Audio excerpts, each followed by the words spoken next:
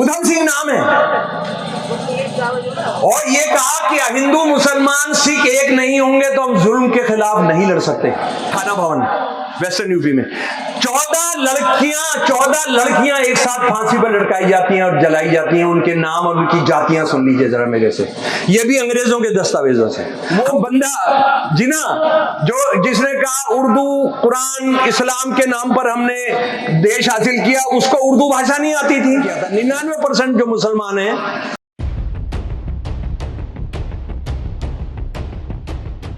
सभा में बैठे मेरे दोस्त बहनें और बच्चियां थी, वो तो चली गईं, और मंच पर बैठे तमाम साथी और ख़ास तौर पे लालजी यादव जी, सुश्री सैयदा खातून साहिबा, रामफेरी यादव जी, आशू यादव जी, घिसियान यादव जी, मेहदी रिजवी एडवोकेट साहब, मुझे आपने मौका दिया यहाँ इस धरती पर, इस ज़मीन पर, डुमरियागंज में यहाँ अपनी बात रखने का।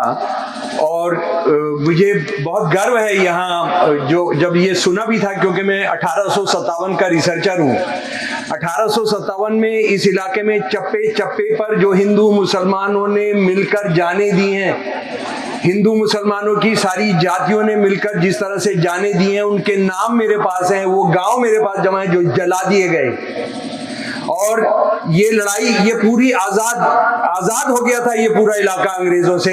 लेकिन हम जानते हैं कि राणा जंग बहादुर जो नेपाल का था, वो 90,000 सैनिकों के साथ यहाँ पर था। और उसके बाद यहाँ पर एक जिले का नाम है बस्ती, वहाँ की रानी ने किस तरह से गद्दारी की थी, उसकी दास्तानें 1857, 1858, 1859 में लिखी हुई हैं। कभी आप ये जो साथी जो ये गोष्ठी कर रहे हैं, इनको कभी अपने इस इलाके के शहीदों के नाम जमा और गद्दारों के नाम जमा करने चाहिए।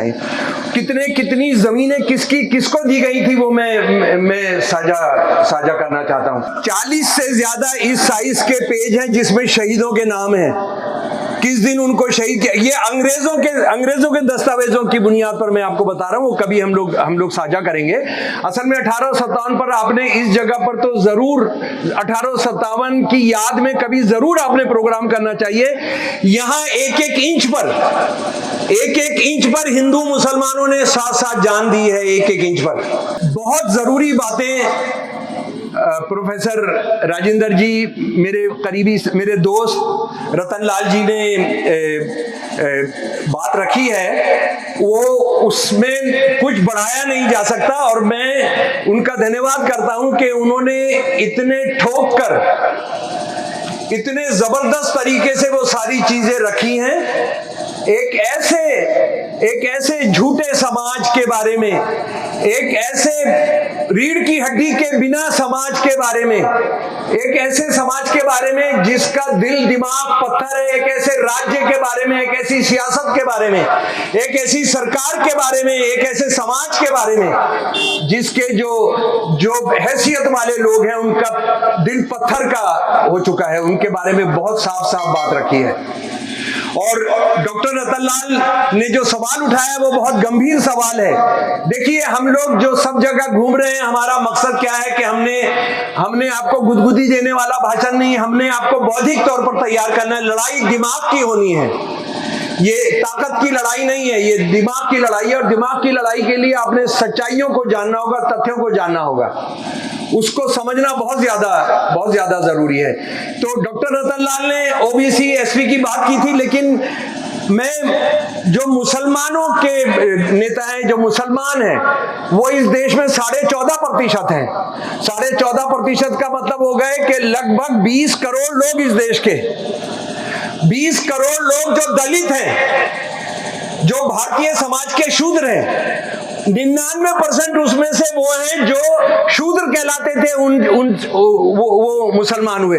जैसे मैं जिस परिवार से आता हूं, नाइयों के परिवार से, वो 300 साल पहले उन्होंने धर्म बदला, क्योंकि हम परिवार जो था वो किस तरह से क्या भोग रहा था ब्राह्मणवाद के तहत जो राज्य चल रहे थे, तो धर्म परिवर्तन किया था। 99% जो मुसलमान हैं वो शूद्र हैं। और हमने एक बंटवारा सा किया, और बाबा साहब ने अपनी पाकिस्तान पार्टीशन पर जो किताब थी, देखिए उसका आखिर बाबा साहब कैसे उसका निष्कर्ष में क्या कहते हैं। बाबा साहब कहते हैं कि इस देश के जो दलित मुसलमान, हिंदू हैं, सिख हैं, ईसाई हैं, उन्होंने ऊंची जातियों के नेतृत्व वाली पार्टियों को लात मार के उनसे छुटकारा पाके अपनी पार्टी बनानी है जिसमें अपनी जातियों का नेतृत्व होगा।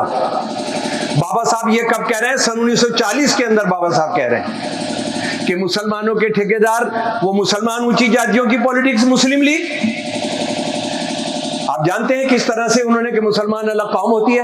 वो बंदा जिसने कहा उर्दू, कुरान, इस्लाम के नाम पर हमने देश हासिल किया, उसको उर्दू भाषा नहीं आती थी, वो कभी नमाज पढ़ना नहीं जानता था, कुरान वो पढ़ नहीं सकता था, शाम को बिना शराब के और सुअर के कटलेट के सैंडविच खाए बिना वो शाम का नाश्ता नहीं करता था। वो टीबी से मर गया क्योंकि रोज रात को उसको सोते हुए स्कॉच पीने की आदत थी। उसने धर्म के नाम पर मुसलमान राष्ट्र बना दिया, और उसका जो कुछ हाल हुआ वो आपने देखा, वो आप उसको अच्छे तरीके से समझ ही सकते हैं। तो हमारे यहाँ भी जो बाबा और ये सारे लोग जो सारा इस देश को जहां लेकर जा रहे हैं, पाकिस्तान जिस रास्ते पर चलकर 70 साल के बाद खत्म हुआ, हम उस रास्ते पर आज चलकर उस तबाही के रास्ते पर हम जाएंगे। लेकिन मैं उससे थोड़ी सी अलग बात आपको करना चाहता हूं, क्योंकि मेरे 1857 की जो बात है, हमारा देश विश्व गुरु बन गया है या बनना है, या सन 1947 तक बनना है, या कब तक बनना है, लेकिन विश्व गुरु हो गया है। और विश्व गुरु जो बनाएंगे उनका हर चप्पे चप्पे पर फोटो है, आपके दिल में ना हो लेकिन चप्पे चप्पे पर उनका फोटो है। और ये जब विश्व गुरु बनना है तो मैं सरकारी आंकड़े आपके सामने रख रहा हूं। जो अंतरराष्ट्रीय संगठन है जिनको भारत सरकार मान्यता देती है, उसका ब्यौरा आपके सामने पेश कर रहा हूं। 2022 का जो आंकड़ा है अंतरराष्ट्रीय संगठनों का, भारत 121 देशों में से कहां खड़ा है? नंबर 1 पर, नंबर 2 पर, नंबर 100 पर, नंबर 101 पर, जी नहीं, 121 में 107वें नंबर पर खड़ा है। सारी दुनिया में जो गरीब देश हैं, 121 देशों का आंकड़ा जमा किया गया है, उसमें से हम कहां खड़े हैं? विश्व गुरु कहां खड़ा है? 107 नंबर पर। उसके बाद प्रजातंत्र कैसे चलता है हमारे देश में, इसके बहुत सारे तरीके हैं इसको मापने के। वो उसके अंदर 121 देशों में से भारत 108वें नंबर पर खड़ा है। हमारे देश के शासक ये बताते हैं कि हम तो जननी है प्रजातंत्र की। भारत क्या है? जननी है प्रजातंत्र की। वो आज दुनिया में जो प्रजातंत्र जैसे भी हैं उसमें 108वां नंबर है 121 में।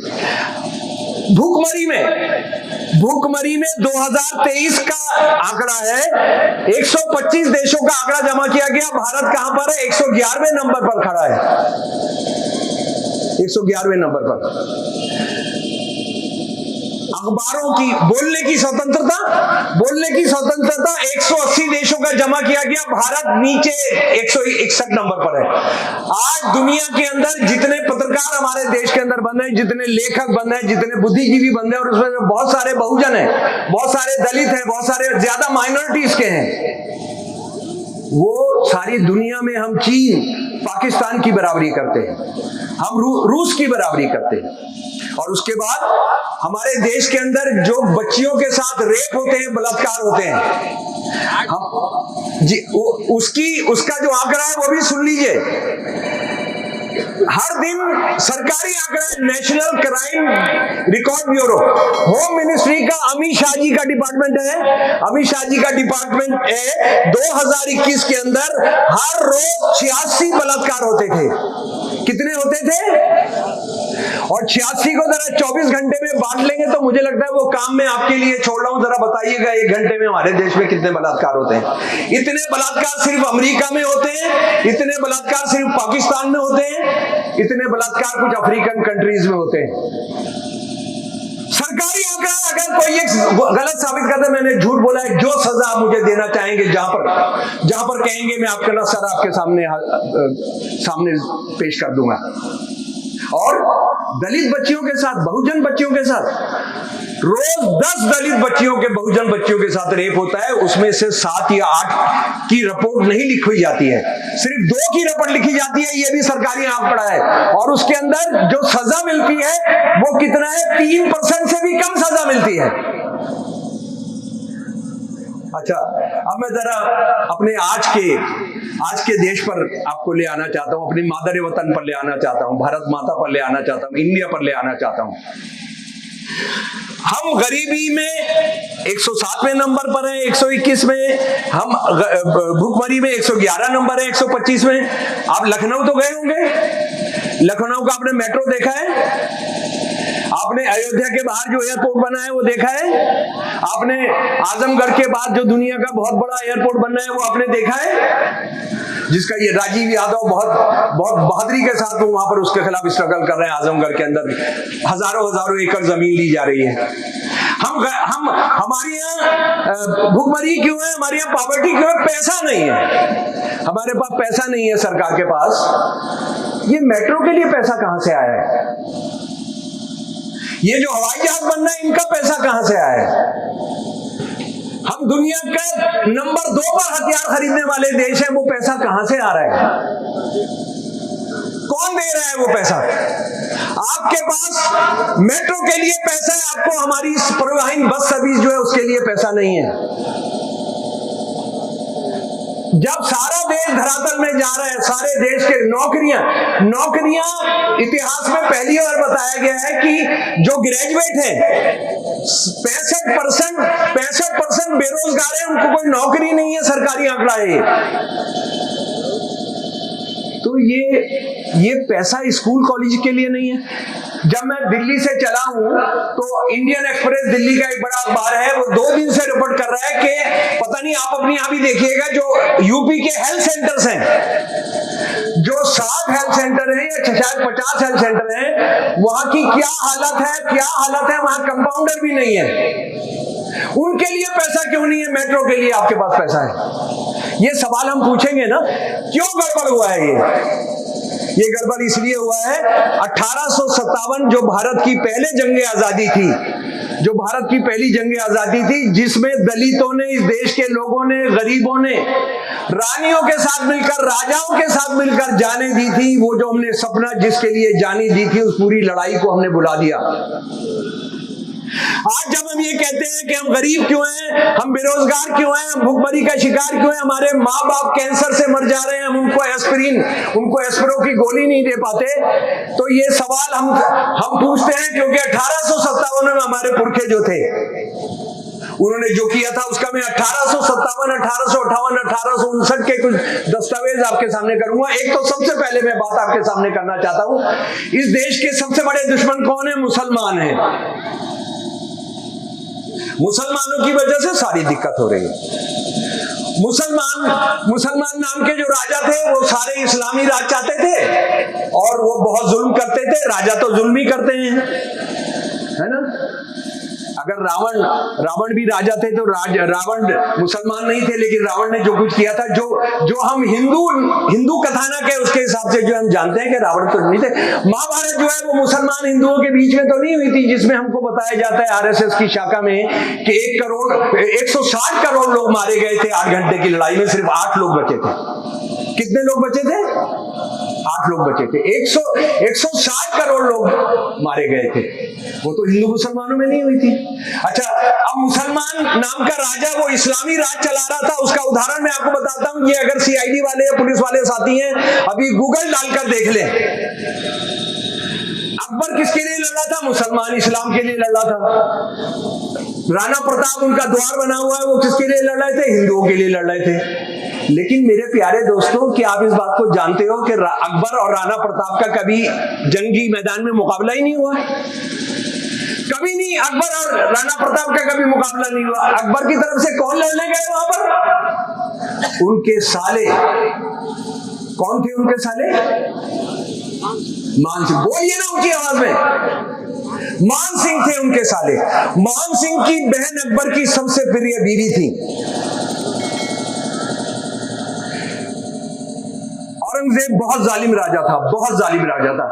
बाकी सब छोड़िए, हालांकि मुसलमानों में कुछ पागल होंगे जो कि वो बहुत बढ़िया राजा था, जैसे बहुत असली मुसलमान था, और आरएसएस वाले भी यही कहते हैं कि वो असली मुसलमान था। यानी दोनों की एकता रहती है औरंगजेब को लेकर। औरंगजेब ने बाप को जेल में डाला, अपने 3 भाइयों को अंधा किया, उनका बोटी बोटी करवाई उसने। वो किसके लिए लड़ा था? मुसलमान, इस्लाम के लिए लड़ा था। और शिवाजी महाराज हिंदू धर्म के लिए लड़े थे। लेकिन मेरे प्यारे दोस्तों, मैं आरएसएस वालों को 40 साल से पूछता हूं कि तुम मुझे एक जंग बता दो जिसमें औरंगजेब और शिवाजी महाराज का मुकाबला हुआ, जिसमें औरंगजेब गया और शिवाजी से लड़ने के लिए। कोई मुझे बताएंगे कौन लड़े औरंगजेब की तरफ से हमेशा? जयसिंह 1 और जयसिंह 2। कभी भी किसी भी लड़ाई में, आधे मिनट की लड़ाई में भी, आधे सेकंड की भी कभी औरंगजेब और शिवाजी महाराज का मुकाबला नहीं हुआ। ये दोनों राजपूताना के चीफ थे। और जो नंबर 2 था जयसिंह 2, उसने तो अपनी बेटी दी थी, समधी था वो औरंगजेब के। 72 के अंदर अंग्रेज पहला जनगणना कराते हैं धर्म के आधार पर। और हमको बताया जाता है कि बहुत सारे मुसलमान राजा थे, जब तक 1 मन जनेब नहीं हो जाता था वो नाश्ता नहीं करता था। शुक्र इतना है कि वो ये नहीं बताते हैं कि नाश्ते में वो पराठा खाता था या ऑमलेट खाता था, वो जो 1 मन जनेब रखता था, पर उनको ये पता है 1 मन जनेब तोले जाते थे। पर आप जानते हैं 1000 साल के मुसलमान राज के बाद भारत में मुसलमानों की संख्या 1871-72 में, ये 1870 में जनगणना हुई थी, जिसकी रिपोर्ट उन्होंने, आप गूगल में चले जाइए 1871-72 का, आप देख लीजिए, उसके अंदर निकाल लीजिए। 21.5% मुसलमान। कितने परसेंट मुसलमान? 21.5%। हिंदू सिख 73.5%।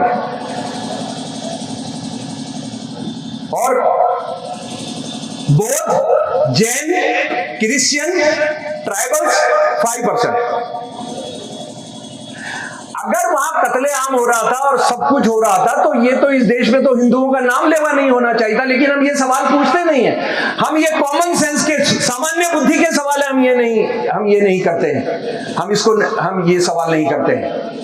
इन सवालों का जवाब चाहिए। और आपने ये कर दिया कि मुसलमानों की ऐसी महंगाई कोई दुश्मन नहीं है, बेरोजगारी कोई दुश्मन नहीं है, बलात्कार कोई दुश्मन नहीं है, कत्लेआम कोई दुश्मन नहीं है, अस्पताल का नहीं होना कोई दुश्मन नहीं है। 80% इस देश के हिंदुओं का असली दुश्मन मुसलमान है, जो किसी भी पायदान पर, चाहे नौकरी हो, चाहे बैंक का लोन हो, चाहे दुकानदारी हो, चाहे सरकारी नौकरी हो, कहीं पर भी नहीं खड़े, वो सबसे बड़े दुश्मन है। लेकिन मैं आपको बताना चाहता हूं, और खासतौर पर हुक्मरानों को मैं बताना चाहता हूं, मुश्किल यह है कि आप इस सच्चाई को भूल गए कि 1857 की लड़ाई जो चप्पे चप्पे पर लड़ी गई, उसमें हिंदू मुसलमानों ने एक साथ जाने दी। और मैंने जो सारे आंकड़े, सच्चाइयां उस जमाने के दस्तावेज जमा किए हैं, मुसलमान उस समय के अंदर 20 से 25% थे।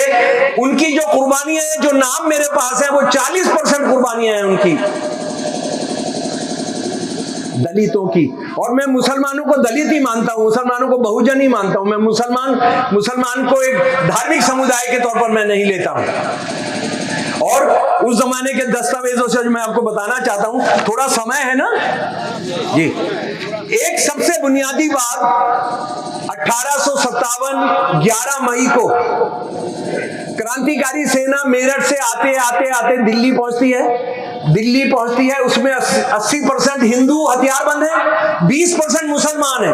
ये ईस्ट इंडिया कंपनी के जो दस्तावेज है, उसके आधार पर मैं आपको बताऊं, उन्होंने नाम गिने हैं कौन आदमी दिल्ली पहुंचा था मेरठ से। और उनके साथ हजारों किसान भी गांव से आते रहते, वो भी 80% हिंदू थे। ये हथियारबंद हिंदू लाल किले पहुंचते हैं, कोई उनकी बात सुनने नहीं आता। 20% मुसलमान भी सैनिक हैं, ये घुसते हैं लाल किले में, पहुंचते हैं, कोई नहीं आता। दीवाने आम में जाते हैं, कोई नहीं आता। दीवाने खास में जाते हैं, बहादुर शाह जफर नहीं आते बाहर मिलने के लिए। फिर ये उनके उसमें घुस जाते हैं जनान खाने में। और ये तथ्य है कि बादशाह बहादुर शाह जफर के साथ ये जो सिपाही हैं, इनकलाबी सिपाही हैं, काफी बदतमीजी करते हैं। वो तैयार नहीं है। उनको उनकी पत्नी जो अंग्रेजों की दलाल है, और कई दलाल जो हैं वो उन्होंने घेरा हुआ है, वो उनको मिलने नहीं देना चाहते, लेकिन ये इनकलाबी जो है उनको मना लेते हैं और उनको कहते हैं कि आपके साथ आपकी जो बादशाहत जो इंडियन ईस्ट इंडिया कंपनी ने छीनी थी, हम आपको वापस कराएंगे, आप शहंशाह हिंद हो। ये किन लोगों ने कराया बहादुर शाह को? कौन लोग थे ये? 80% हिंदू हथियारबंद। अगर हिंदू मुसलमान का सवाल होता तो ये 80% हथियारबंद कहते कि अंग्रेजों ने तो इसको हटाया, बहादुर शाह जफर को हम आखिरी लात मारते हैं और आज हम रानी लक्ष्मीबाई को या तात्या टोपे को या नाना साहब को हिंदू सम्राट घोषित करते हैं। Did they do that? क्या किया ये उन्होंने? कर सकते थे या नहीं कर सकते थे? अरे हाँ या ना तो बोलो भाई।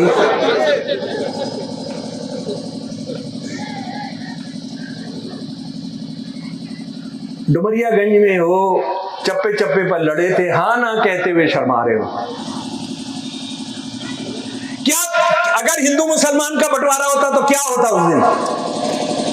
वो बहादुर शाह जफर को पीछे जमुना के अंदर डुबो देते और कहते कि नहीं उन्होंने किया। और 2 दिन के बाद जो तराना बना, जो अजीमुल्लाह खान साहब जो कमांडर इन चीफ थे सेना के, वो जो तराना बना, वो तराना मैं आपको सुनाना चाहता हूं। ये 13 तारीख को छप गया। ये उर्दू में, ये जो इनकलाबी सेना था उसका तराना बन गया। उर्दू के अंदर है, लेकिन बहुत प्यारी उर्दू के अंदर है। जरा उसको सुन लीजिए। सुनेंगे? है समय?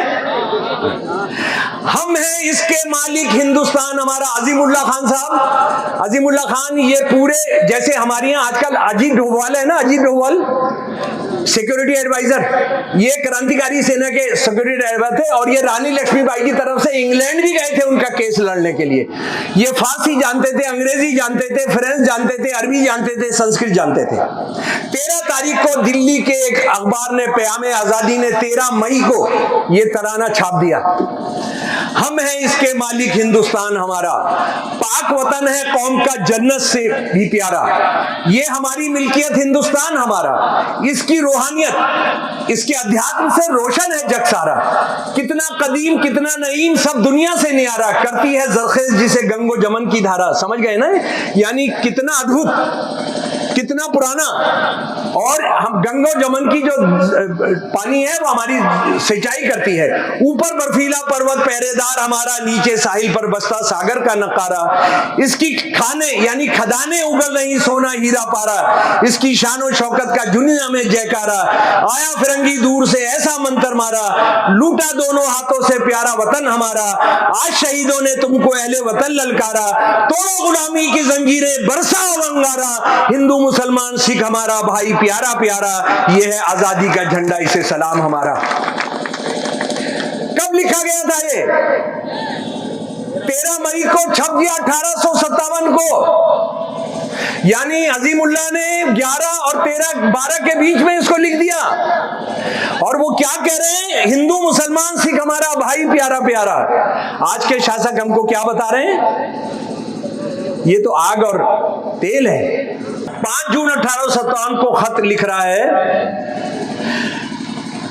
मैंने लगातार हर जगह ये कोशिश की है कि एक नौकर मिल जाए, लेकिन कोई भी देसी हमारी सेवा नहीं करना चाहता। दुगनी तनख्वाह का वायदा करने पर भी कोई भी काम पर आने के लिए तैयार नहीं है।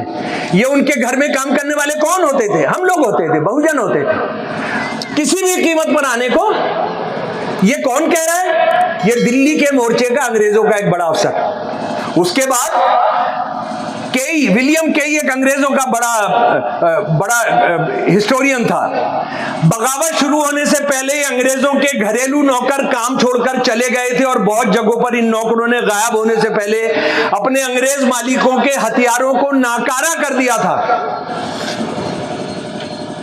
नौकरी छोड़कर गए, भागे नहीं, डरकर नहीं भागे, उनको हथियारों को खराब कर दिया, नाकारा कर दिया और चले गए, क्योंकि उनको पता था ये हथियार जो है हमारे इनकलाबी भाई जो हैं, जिनको वो पुरबिया कहते थे, पुरबिया गाली के तौर पर अंग्रेज इस्तेमाल करते थे कि ये पुरबिये हैं। उसके बाद दिल्ली के मोर्चे पर जो शहीदों के नाम मैंने जमा किए हैं उसमें से कुछ का नाम मैं आपको बता रहा हूं। अब्दुल मोहर बनाने वाले, चोजा बिश्ती पानी पिलाने वाले, ईमान कहार पालकी उठाने वाले, गन्नू हलवाई, हीरा डोम, लालू तेली, सैकड़ों नाम है दिल्ली के मोर्चे पर। दिल्ली के मोर्चे पर क्योंकि अंग्रेजों ने वहां का उसके जो कागज हैं छोड़े हैं पीछे, ये लोग लड़े। उसके बाद मेरे प्यारे दोस्तों, इनकलाबी हुकूमत ने पासियों के बारे में क्या आदेश जारी किया, जरा सुन लीजिए। आप मेरे से ज्यादा जानते हैं इस पूरे इलाके में, जो पूरा इलाका है पूरब का और लखनऊ के आसपास का जो इलाका था, पासी जो थे वो चौकीदारी का काम करते थे और उनमें 5-6 के बाद एक को बंदूक दी जाती थी पासियों को। तो अंग्रेजों ने उनको ये सोच के कि ये इनकलाबियों के साथ मिलेंगे, उनकी बंदूकें ले ली थी। जो हजरत महल साहिबा की जो हुकूमत ने जो उनको आश्वासन दिया, सुन लीजिए। पासियों को यह मालूम हो जाना चाहिए कि हर गांव और बाहर की रखवाली करना उनका पुश्तैनी पेशा है, किंतु अंग्रेज उनकी जगह बरकंदाजों को नियुक्त करते हैं और इस प्रकार पासियों को उनकी जीविका से वंचित किया जाता है। ऐसा नहीं होने दिया जाएगा। हजरत महल, ब्रिजेश कदर उनका बेटा, और पासियों को आश्वासन दे रहे हैं। पासी क्या मुसलमान होते थे? पासी मुसलमान नहीं होते थे। उसके बाद रानी लक्ष्मीबाई का नाम हमने सुना है, वो शहीद हुई थी। लेकिन क्या हम जानते हैं कि रानी लक्ष्मीबाई के शहादत के साथ उनके साथ जो एक और शहीद हुई, वो अंग्रेज अफसर ने जो रिपोर्ट भेजी अपने अफसर को, उसमें उसने क्या लिखा वो मैं पढ़कर सुना रहा हूं। 17 जून 1858 रानी एक घोड़े पर सवार थी और उनके साथ एक मुसलमान औरत जो काफी दिनों से रानी के साथ थी और जो किसी भी मौके पर रानी का साथ नहीं छोड़ती थी। दोनों को गोली लगी और नीचे गिर पड़ी। रानी लगभग 20 मिनट तक जिंदा रही और उस बच्ची का नाम था मुंजर। ये कैसे दस्तावेज आए मैं आपको बताता हूं। अंग्रेज राज में, अंग्रेज सेना में क्या था, अगर आप किसी बड़े आदमी को मारते हैं, किसी जमींदार को मारते हैं, इनकलाबी को, किसी राजा को मारते हैं, तो उसके जिस्म पर जो भी है वो आपका हो गया। उसका घोड़ा आपका हो गया, उसकी तलवार आपकी, तलवार हीरे जोड़े जमा रहते थे तो वो उसका हो गया। और उनको रपट भेजनी चाहती थी कि देखिए आज मैंने इसको मारा, उस पर ये था, ये सारा सामान मेरा है। तो ये रपट उनको जिसने शहीद किया था, जिस अंग्रेज अफसर ने, उसने भेजी। अच्छा, उसके बाद एक और मैं आपको बताता हूं। आज एक बहुत शर्मनाक बात की जाती है। अपने मैसूर के जो राजा थे, टीपू सुल्तान हिंदुओं के खिलाफ थे। उन्होंने ये किया और वो किया। आप गूगल में जाइए, अगर यहां कोई सीआईडी वाला है, मैं कह रहा हूं गूगल में जाओ और टीपू सुल्तान के शहादत के वक्त उन्होंने जो अंगूठी पहनी हुई थी, वो अंगूठी 4 साल पहले इंग्लैंड से खरीद कर मंगवाई गई है। उस पर क्या लिखा है? राम लिखा है हिंदी में। वो हिंदुओं का कत्लेआम करता था, वो रेप करता था हिंदू लड़कियों को। तो ये राम अंगूठी पहने वो कम से कम 7-8 तोले की अंगूठी, आप जरा गूगल में डालकर देखिएगा, मैं अपनी बात खत्म कर दूं उसके बाद जाकर देखिएगा। तो हिंदू मुसलमान राम, ये राजा मुसलमान साथ मिलकर लड़ रहे। उसके बाद मेरे प्यारे दोस्तों, बहुत साथी हैं। वेस्टर्न यूपी में एक जगह है थाना भवन के अंदर। अच्छा, उससे पहले जरा सा हम लखनऊ आ जाते हैं। लखनऊ तो पास में है ना। उदय देवी का नाम सुना है आपने? उदय देवी जो हैं, उनके पति बेगम हजरत महल की सेना में थे और शहीद हो गए थे 4-5 दिन पहले सिकंदर बाग की, वो कौन से बाग की लड़ाई में। तो सिकंदर बाग की लड़ाई के अंदर इनकलाबी सेना और इनके साथ जबरदस्त लड़ाई होती है और आखिर में ये आग लगा देते हैं अंग्रेज जो है। एक इनकलाबी सेना ये करते थे, अगर अंग्रेज घिर जाएंगे तो आग नहीं लगाते थे, रात को लड़ाई बंद कर देते। अगर वो घिर भी गए तो रात को छोड़ देते थे कि भाई तुम आराम करो। लेकिन अंग्रेज अगर हमारे इनकलाबी घिर जाते थे तो वो छोड़ते नहीं थे और आग लगा देते थे। सिकंदर बाग में महल के अंदर क्या हुआ, वो अंग्रेज अफसर जिसका नाम विलियम फोर्बस मिशेल था, उसने नवंबर 1857 को एक दिन क्या हुआ सिकंदर बाग के अंदर। आप कभी सिकंदर बाग गए हैं? जाइएगा, सलाम करिएगा उस जगह को जाकर। सिकंदर बाग महल के अंदर आने वाले दलाल ने एक पीपल का भारी पेड़ था जिसके नीचे तने के साथ ठंडे पानी के मटके रखे हुए थे। ये मैंने अनुवाद किया है मिशेल की जो जीवनी है उससे। जब कत्लेआम लगभग खत्म हो गया था तो हमारे कई फौजी पेड़ की छांव में सुस्ताने और जबरदस्त प्यास को मटकों में रखे ठंडे पानी से बुझाने गए। देखा ये गया कि इनमें से कई पेड़ के नीचे मरे पड़े हैं। अंग्रेज जब हमारे इनकलाबियों को मार चुके, कंट्रोल कर लिया उन्होंने सिकंदर बाग पर, तो सस्ताने लगे और पानी के मटके लाके रख दिए गए और एक पीपल के बड़े पेड़ के नीचे, और वो पानी जाकर पी रहे हैं। लेकिन अंग्रेज अफसर ये देख रहे हैं कि उनमें से कई लोग पानी पीने जाते हैं और नीचे गिर पड़ते हैं। एक खास जगह पर इतनी सारी बिखरी लाशों की तरफ कप्तान डॉल्सन का ध्यान गया। गोलियों का निशान देखकर पता लगा कि हर फौजी को ऊपर से गोली मारी जा रही है, पेड़ पर से गोली मारी जा रही। ये देखकर वो पेड़ के नीचे से हट गए और कुएकर वॉलेस एक अंग्रेज महातहत को ये मुआयना करने के लिए कहा कि क्या कोई पेड़ के ऊपर बैठा है, क्योंकि पेड़ के नीचे पड़ी सभी लाशों को ऊपर से निशाना बनाया गया था। वॉलेस ने अपनी बंदूक से गोलियां भरी और पीछे हटकर ध्यान से पेड़ का जायजा लेना शुरू किया। वो फौरन चिल्लाया, जनाब मैंने उसे देख लिया। उसने फौरन देखे गए शख्स पर गोली दागी और किसी को भी यकीन नहीं हुआ कि एक शरीर जिसने चुस्त लाल जैकेट और गुलाबी रंग का पजामा पहने हुए था नीचे गिरा। गिरने से जैकेट में सीने की जगह से फट गई थी, जिससे पता चला कि वो औरत थी। ये मैंने नहीं लिखा है, ये सिकंदर बाग से जो अंग्रेज अफसर है उसने अपनी जीवनी लिखी है। वह पुराने अंदाज की भरी घुड़सवार सेना की 2 पिस्तौल से लैस थी, जिसमें से एक भरी हुई अब भी उसकी बेल्ट में मौजूद थी। उसकी थैली अभी भी आधे से ज्यादा गोलियों से भरी थी। उसने हमले की पूरी तैयारी की थी, पेड़ पर बैठने के लिए बाकायदा एक जगह बनाई थी। उसने आधा दर्जन से ज्यादा फौजों को वहां मारा था। वो बोलते हैं उदाबाई का धर्म हजरत महल से अलग था, कम से कम वो उन्होंने नहीं मारा, यहां मरवा देंगे, अब ये मरवा देंगे। उसके बाद मैं आखिरी उदाहरण दे रहा हूं, सारी रात आप मेरे साथ बैठे रहेंगे, 1 हफ्ता बैठे रहेंगे, ये उदाहरण खत्म नहीं होंगे। ये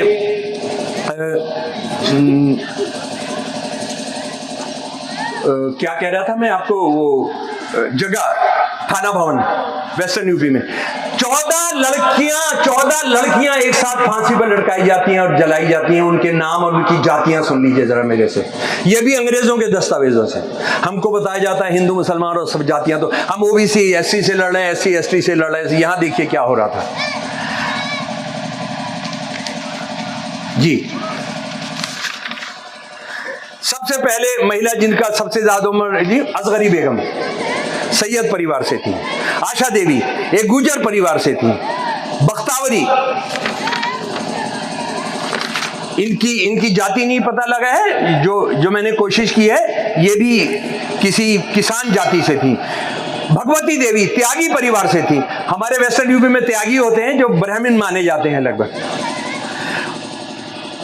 हबीबा जिनका जन्म 1833 में था, उनका संबंध एक मुसलमान गुजर परिवार से था। महिला इंदर कौर एक जाट परिवार से थी। इनकलाबी महिला जमीला एक पठान परिवार से थी। माम कौर एक चरवाहा परिवार से थी। आपके इलाके में चरवाहे को क्या कहते हैं, जो पशु पालन करते हैं? अच्छा जी। उसके बाद रहीमी एक राजपूत मुसलमान कौर से थी। राजकौर एक ब्राह्मण परिवार से थी। ये क्यों एक साथ जाने दे रहे थे, क्यों लड़ रहे थे एक साथ? इसलिए लड़ रहे थे क्योंकि वो कहते थे हम किसी भी शोषण को नहीं सहेंगे। अच्छा, मैं आ जाता हूं जरा सा बाद में, हमारी स्वतंत्रता संग्राम के बाद में। हमारा जलियांवाला बाग हुआ है ना, अप्रैल 1919 को 400 शहीद हुए, 1000 शहीद हुए, लेकिन अंग्रेजों ने वहां जो मारा उनकी 400 की लिस्ट पेश की है। अगर हिंदू मुसलमान लड़ रहे होते तो एक ही धर्म के लोग मरते। 200 हिंदू, 100 मुसलमान, 100 सिख। आप चले जाइए इंटरनेट पर और जलियांवाला बाग के शहीदों की लिस्ट आप वहां से उतार लीजिए। उसके बाद चोरी चोरा आपके यहां से कितनी दूर है? आप जानते हैं वहां पर 9 लोगों को फांसी पर लटकाया गया। आप जानते हैं उसमें से 5 मुसलमान थे, नहीं सॉरी 14 को। 14 को लटकाया गया, उसमें से 5 मुसलमान थे। उसके बाद आखिरी बात मैं आपको बताना चाहता हूं, आपने उधम सिंह का नाम सुना है? और मोदी जी और बाबा जी आप भी सुन लीजिए। उधम सिंह जलियांवाला बाग जिस दिन घटा उस दिन अमृतसर में थे और सब कुछ देखा था, सुना था। 20 साल के थे।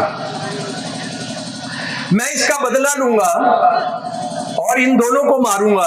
दोनों, एक था जनरल डायर और एक माइकल ओडायर। माइकल ओडायर जो था वहां का गवर्नर था।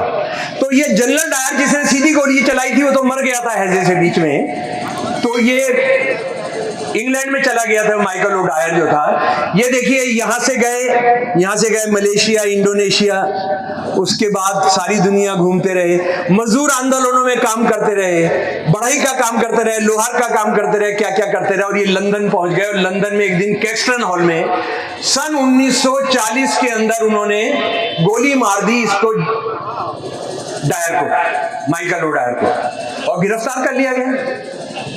गिरफ्तार करने के बाद उन्होंने क्या किया था, अपनी किताब के अंदर बंदूक लेकर गए थे, किताब ऐसी थी, और किताब में से बंदूक निकाल के उसको मार दिया। और लोगों को भी मारना चाहते थे। इसके बाद एक के बाद गोली चली नहीं। इनसे पूछा गया तुम्हारा नाम क्या है? क्या नाम बताया होगा उन्होंने? उन्होंने कहा मेरा नाम है मोहम्मद सिंह आजाद। सिख है, उधम सिंह नाम है। और ये कहा कि हिंदू मुसलमान सिख एक नहीं होंगे तो हम जुल्म के खिलाफ नहीं लड़ सकते। उस सारे विरासत को ये मलियामेट करना चाहते हैं। हमने उसको नहीं होने देना है। इनकलाब जिंदाबाद भगत सिंह के नारे का मतलब क्या है, मुझे बताइए, क्या मतलब है? भगत सिंह ने कहा इसके 3 मतलब हैं। जातिवाद का नाश करेंगे, कौमवाद, धर्म की राजनीति का नाश करेंगे, और जुल्म के आगे कभी घुटने नहीं टेकेंगे।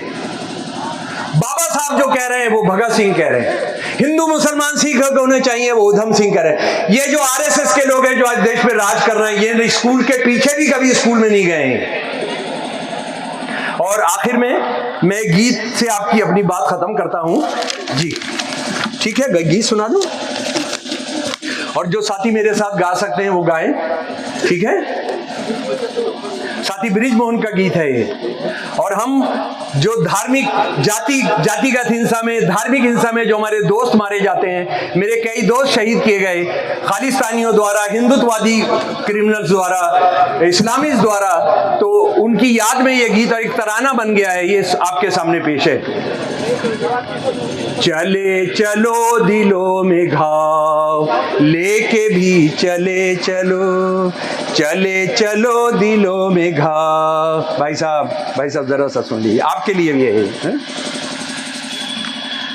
चले चलो दिलों में घाव लेके भी चले चलो, चलो लहू लोहान पाँव लेके भी चले चलो। समझ में आ रहा है ना? तो मेरे साथ गाएंगे भी फिर। चले चलो दिलों में घाव लेके भी चले चलो, गाओ। चले चलो दिलों में घाव लेके भी चले चलो, चलो लहू लोहान पाँव लेके भी चले चलो। चलो कि आज साथ साथ चलने की जरूरतें, चलो कि आज साथ साथ चलने की जरूरतें, चलो कि खत्म हो न जाएं जिंदगी की हसरतें, चलो कि खत्म हो न जाएं जिंदगी की हसरतें। जमीन ख्वाब जिंदगी यकीन सबको बांट कर, जमीन ख्वाब जिंदगी यकीन सबको बांट कर, वो चाहते हैं बेबसी में आदमी झुकाए सर, वो चाहते हैं बेबसी में आदमी झुकाए सर, वो चाहते हैं जिंदगी हो रोशनी से बेखबर, वो चाहते हैं जिंदगी हो रोशनी से बेखबर। वो एक एक करके अब जला रहे हैं हर शहर, वो एक एक करके अब जला रहे हैं हर शहर। जले हुए घरों के ख्वाब लेके भी चले चलो, चले चलो दिलों में घाव लेके भी चले चलो, चलो लहू लोहान पाँव लेके भी चले चलो। वो चाहते हैं बांटना जिंदगी के वलवले, वो चाहते हैं बांटना जिंदगी के काफिले, वो चाहते हैं बांटना ये जिंदगी के वलवले। इधर आओ ना तुम, इधर आओ। वो चाहते हैं बांटना ये जिंदगी के वलवले, वो चाहते हैं खत्म हो उम्मीद के ये सिलसिले, वो चाहते हैं खत्म हो उम्मीद के ये सिलसिले। वो चाहते हैं गिर सके ना लूट के ये सब किले, वो चाहते हैं गिर सके ना लूट के ये सब किले। सवाल ही है अब जवाब लेके भी चले चलो, सवाल ही है अब जवाब लेके भी चले चलो। और आखिरी अंतरा, वो चाहते हैं जातियों की बोलियों की फूट हो, वो चाहते हैं जातियों की बोलियों की फूट हो, वो चाहते हैं धर्म को तबाहियों की छूट हो। मोदी जी और बाबा जी वो चाहते हैं धर्म को तबाहियों की छूट हो, वो चाहते हैं जिंदगी में हो फरेब झूठ हो, वो चाहते हैं जिंदगी में हो फरेब झूठ हो। वो चाहते हैं जिस तरह भी हो मगर ये लूट हो, सिरों पे जो बची है छांव लेके भी चले चलो, चले चलो दिलों में घाव लेके भी चले। अब तो ये आखिरी दो लाइनें हमारे साथ गा दो। चले चलो दिलों में घाव लेके भी चलो, चले चलो दिलों में घाव लेके भी चले चलो, चलो लहू लोहान पाँव लेके भी चले चलो। चलो कि आज साथ साथ चलने की जरूरतें, चलो कि आज साथ साथ चलने की जरूरतें, चलो कि खत्म हो न जाए जिंदगी की हसरत। जय भीम, जय भीम, इनकलाब जिंदाबाद, जिंदाबाद जिंदाबाद, हिंदू मुसलमान एकता जिंदाबाद, जिंदाबाद, सारे बहुजनों की एकता जिंदाबाद, जिंदाबाद। जो बहुजन से टकराएगा, जो बहुजन से टकराएगा, जो भारत माँ का बुरा चाहेगा,